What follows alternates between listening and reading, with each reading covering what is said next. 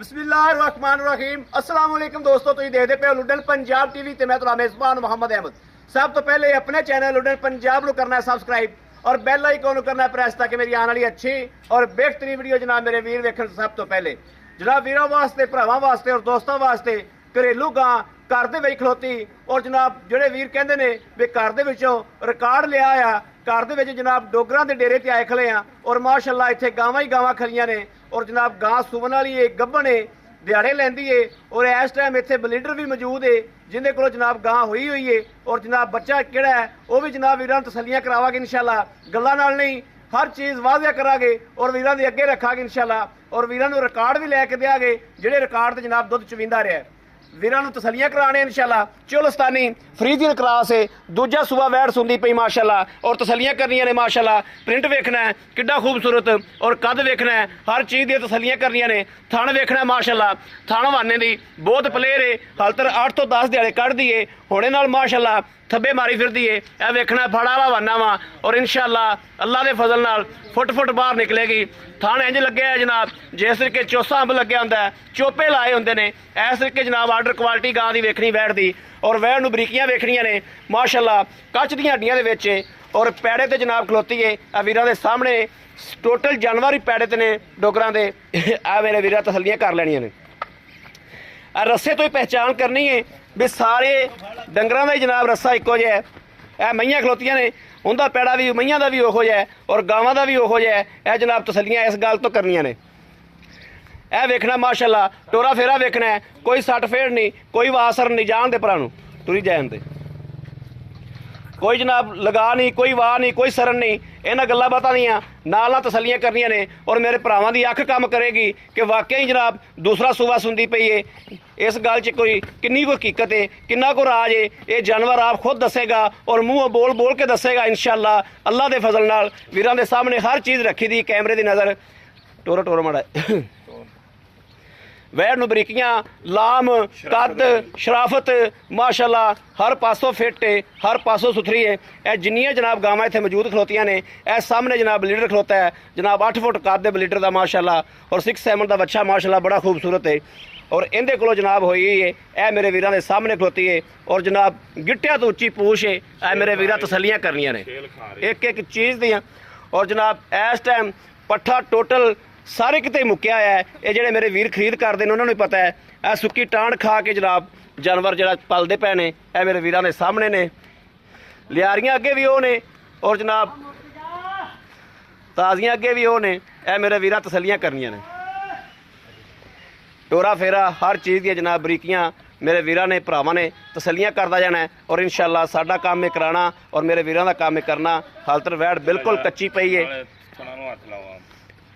बड़ा जा साइज थाना ते अज तू बह के विखा,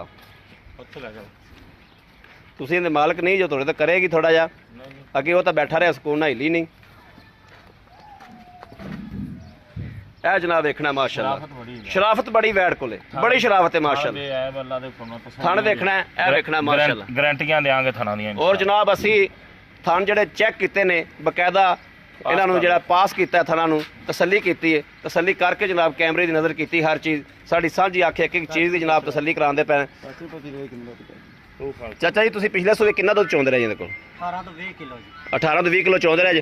आप गलत गल नहीं करनी, तुसीं वेचती है, तुसीं देती जिहड़ा चोंदे रहे जो किलो घट ही दस रहे हैं, किलो घट ही दस रहे जो। अच्छा ये जो गां होई है किहड़े बच्चे कोल होई? उस बच्चे को और थोड़िया जिन्नियां गावां खलोतियां सारियां उनके कोल? ठीक हो गया। साझदाई मड़ा यार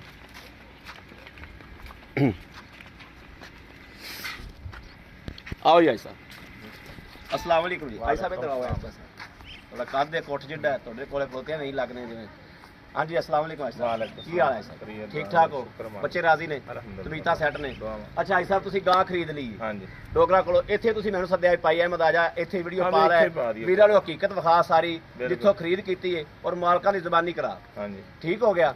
आपां मालकां कोलों भी पुछ लिया, वच्छा भी विखाता है, दुध दा रिकार्ड भी पुछ लिया। हुण भाई दिन किन्ने लैंदी? दिन जे 10 दिन लैंदी, 10 दिन लैंदी। वैसे रब दे काम ने कि घट भी वध सकदा है, एक अद्धा वध भी सकदा घट भी सकदा। तुहाडे सारे जानवरां दे रिकार्ड लिखे ने, तरीक लिखी होई तरीक लिखी होई है। ठीक हो गया। अच्छा भाई साहब 8 तो 10 दिन लैंदी है।